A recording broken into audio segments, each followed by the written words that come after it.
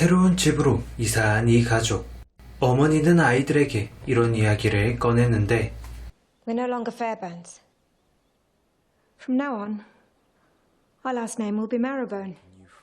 이들은 집 주변의 바위에서 엘리라는 소녀를 알게 됩니다. 함께 시간을 보내며 엘리는 이들에게 또 다른 가족처럼 가까운 사이가 되죠.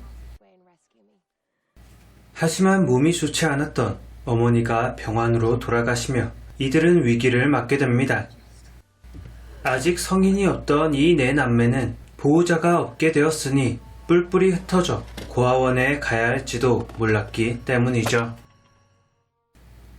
함께 결속을 다지며 넷이서라도 씩씩하게 살아가고자 다짐하던 남매들. 그런데 수상한 남자에게 총격을 당한 제이는 잭을 찾습니다. 알고 보니 이 남자의 정체는 이들의 아버지. 그 후 반년의 시간이 흐른 이곳. 이들은 아무 일도 없었다는 듯 평범한 일상을 보내고 있습니다. 그 전과 달랐던 건 어머니가 없다는 점. 그리고 다른 사람들의 눈을 피해 최대한 집에서만 머물며 살고 있다는 것 정도였죠. 그런데 막내였던 샘이 이상한 이야기를 합니다. 거울에 덮어놓은 천이 알아서 떨어졌다는 것. 잭은 별일 아니라고 동생을 달래고 도서관으로 향합니다. 그곳에 있던 건 엘리. 같은 마을에서 우연히 알게 되었던 두 사람은 연인 사이로까지 발전했던 거죠. 하지만 그런 엘리를 좋아하는 또 다른 남자가 있습니다. 변호사 포터가 그 주인공. 포터는 잭이 살고 있는 집의 양도권을 담당하는 변호사였고 이에 해당하는 양도세를 받으러 내일 집에 들르겠다는 이야기를 합니다. Perhaps it would be best if I took the papers and I have my mother sign them and bring them back to you. 이건 내 남매에게 꽤나 큰 문제였습니다. 이들은 계약서에 서명할 어머니도 양도세를 낼 돈도 없었기 때문이죠. 그러자 이들은 동굴에 숨겨둔 상자를 가져옵니다. 안에는 두둑한 돈 뭉치가 담겨 있었죠. 다음날 약속했던 대로 포터는 이들 집을 찾습니다. 돈을 건네고 어머니 대신 제인이 서명을 대필하는 동안 포터는 집에서 수상함을 느낍니다. 잭은 포터가 집 안에 들어온 걸 알게 되고 제인을 재촉합니다. 다행히 늦지 않게 위조 서명을 완료한 이들. 큰 위기를 넘긴 이날 밤 남매들은 모여 보드게임을 합니다. 그런데 샘이 땅에 떨어진 주사위를 주우러 간 순간 You better not be attacking Brazil next.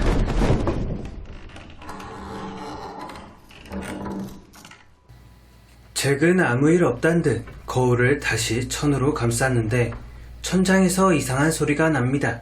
그리고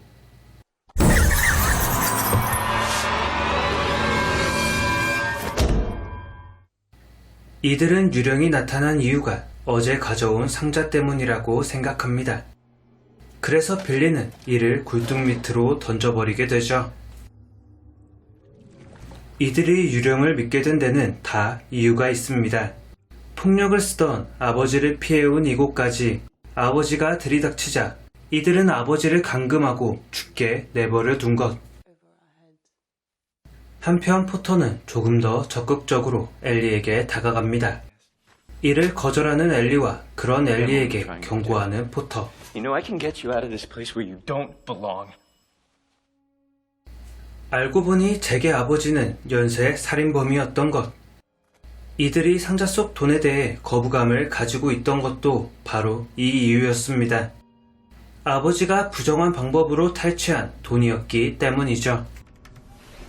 하지만 얼마 뒤 샘의 앞에서 거울을 덮어두었던 천이 떨어지기도 집에서 키우던 너구리를 찾던 도중 이상한 손이 제인을 붙잡기도 합니다. 과연 이 집에 있던 건 무엇이었을까요? 그리고 이들을 노리던 유령의 정체는 과연 무엇이었을까요?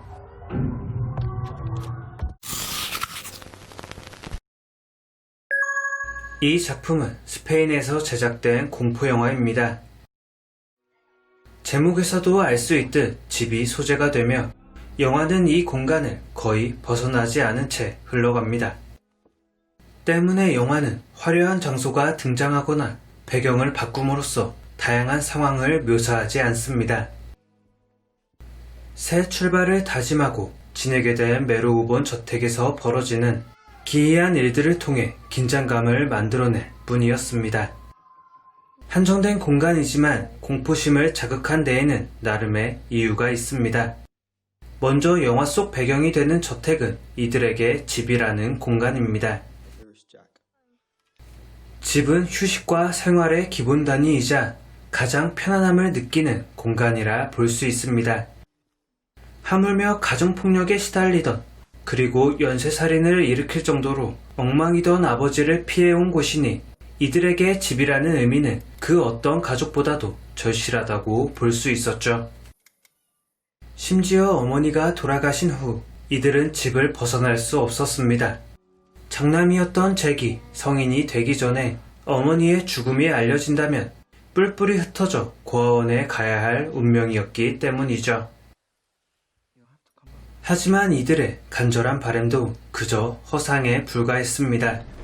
천으로 가려둔 거울에서 저절로 천이 떨어지기도 하고 집안에 있는 누군가의 존재를 느끼기도 합니다. There's someone there.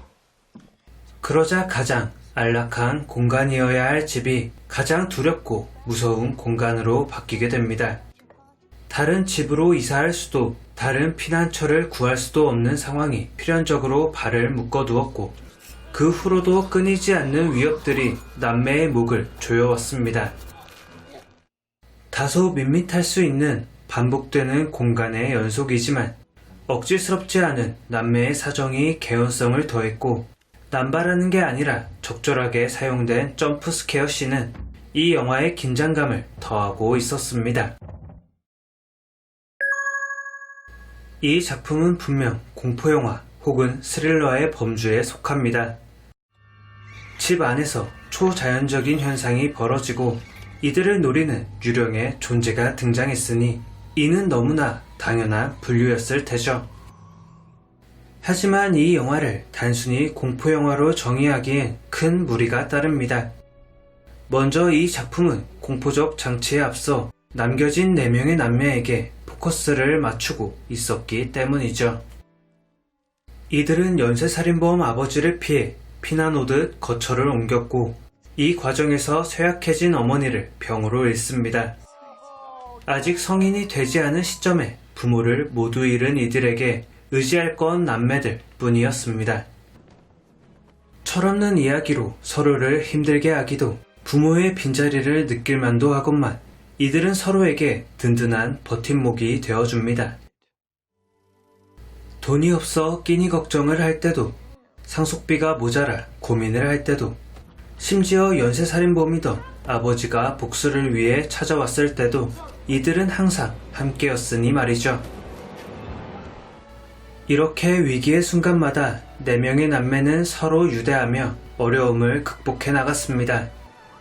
물론 후반부에 반전이란 게 생기며 이들의 화합이 조금 퇴색되기는 하지만 어려울 때 더 단단히 다져지는 이들의 사랑만큼은 영화 속 가장 빛나던 것이었습니다.